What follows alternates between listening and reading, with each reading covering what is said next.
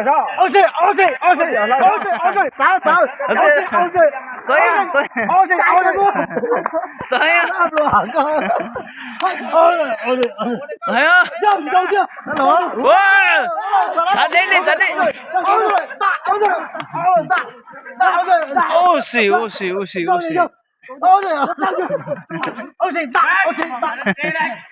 哇！现在还最后现在啊，很高最后现在。把聲嘢升高啊，平高咧，唔係升高控高啲諗住我唔升高。要阿董老師咗，就先到啦。對啊，就先到阿董老師啦。把升高嘛，平高咧，控高啲。就先到嗱，俾老喂，跌升高諗住。呀，哎呦，到嘅，老師，查啲路，老師，到嘅啦。哎呀，老師啲屌，哟，執咗啦，老師。對呀，mà tới này, bây giờ chỉ thay mà chịu chơi á. Ô, cứ tè à, cứ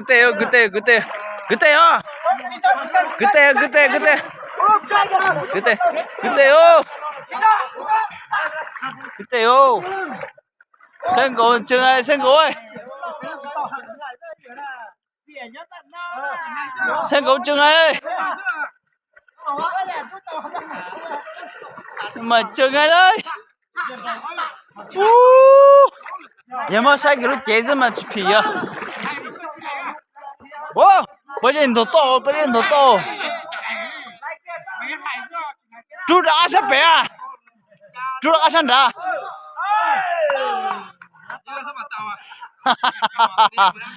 Ta bắt đầu chỉ cào chân cái đấy.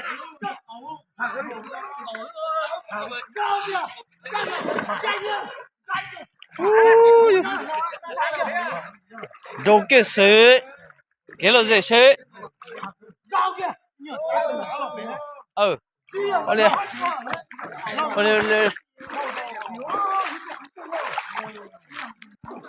Ô nãy dạng cô. Sợ cá. Long, mua tí anh nhở? Sợ cá.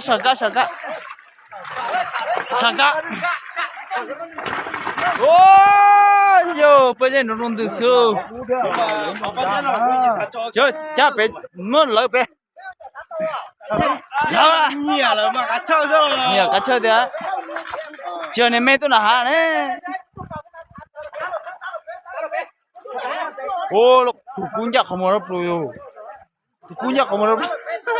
Cái sao vậy? Ai tụi nó cún chắc không có rồi. Dạ mà dạ nó chỉ có vậy. Chỉ có lửa. Đó, chắc không có tiêu. Giờ vô chúng tôi tự xí này à? Dạ. Mua sữa. Ôi nó mà hai cái thì vừa mà không lửa tiêu. Ôi Đã chưa? ôi muốn lại bé sai. Xì.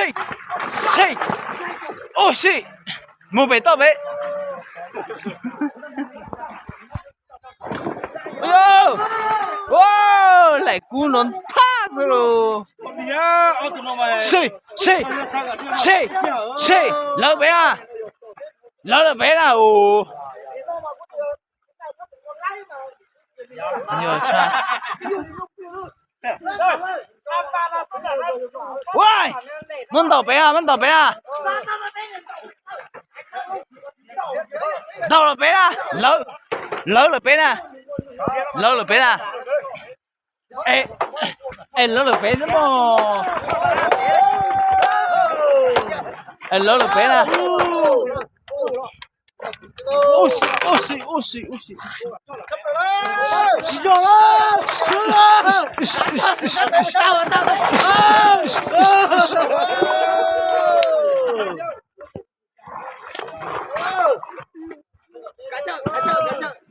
Ô, tiêm một cú lớn, tiêm một biển ô. Nhớ cha. Ô xì.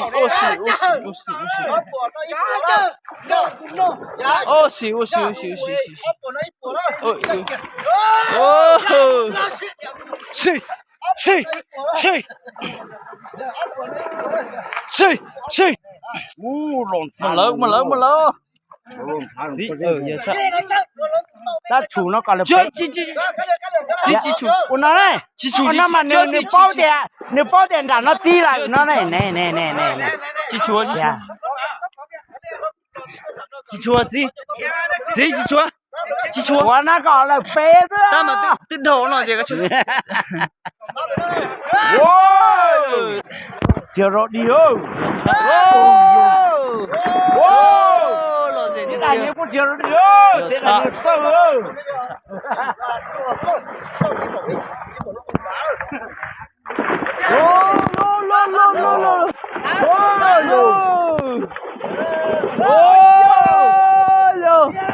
Ôi con theo yo.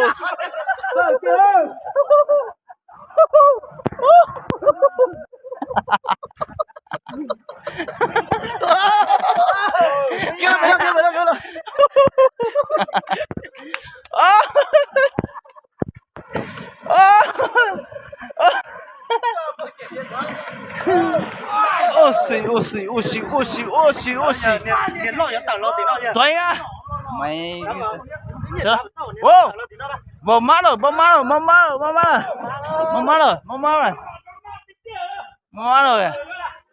Ôi rồi. Mày không biết rồi. Họ có đấy xin tụi nó mệt cũ. Thế mà có đấy xin mới nhiều bây giờ tụi mày nói xin đồ hải cơ rồi có đấy xin tụi mày cậu là ôi cái chuyện đừng mày tầm bỏ nó mà rồi xin đồ nhục cơ rồi cho mấy tí sát thì sau thì xin đầu đó rồi cơ cái xe tụi lo opa chỉ xin luôn ở đây mày nè nó nè mày bỏ nó rồi cho đúng rồi cái tụi có cái này tí cho mày sai này cho đã ở đây xin lư cho tụi xin đầu này tao xa phu đấy rồi xa phu nào wow xa phu cho tụi lâu rồi tao cũng thay một bé một đám tinh câu tao tụi đi làm mày tiếp pha lư chính xác đây mà ya mẹ nó mà yêu hư tao đấy nó ít chỉ sữa này tao mà tao tụi nó mà in chỉ xả sữa paper là chỉ xả sữa đó tụi nó in mấy thế tôi vừa chỉ dành tôi về đó chỉ xả sữa đó khi họ mua kia họ mua đó làm đại họ thế đó sẽ từ xuất tử tụi lo xuất tử tụi lo ba lúa ấy tụi lo ba là trò đấy tụi lo mày chỉ chầu mà sao mà chỉ sáng có mất đây kia rồi tụi mày nó là tao mới chỉ chầu là tao mà chỉ tao cả mua đó tụi lo mà nó chầu đấy đó chỉ mà đâu hải cơ sao mất đây kia rồi chết rồi đâu ra đâu thế đâu tao là lấy xí hấp so thay để đua so sao mà trả chồng tu đúng cái gái chắc ngon đông cậu thế chỉ biết tao tá hết rồi giờ xí là tao tao cậu chi phú rồi tao cậu dì phú dì phú bắt đầu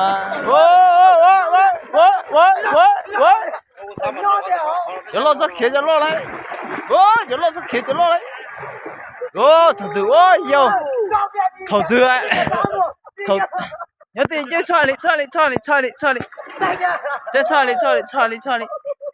ta chơi đi à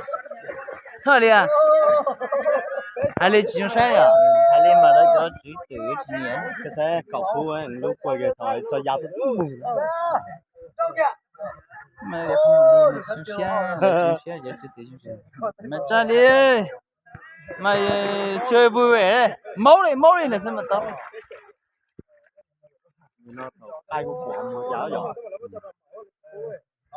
rồi sao rồi bây giờ tụi nó tao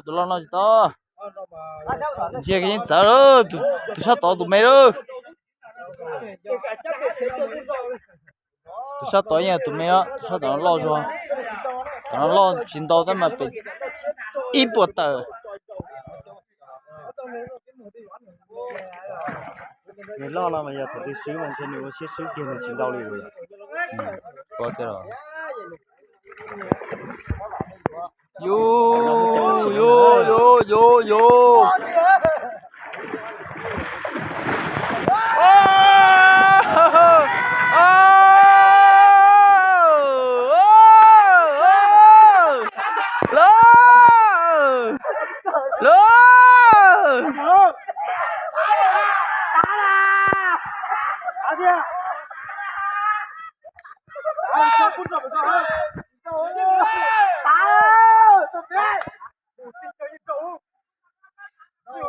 整到底，整到底，整到底，整到底，整到底啊！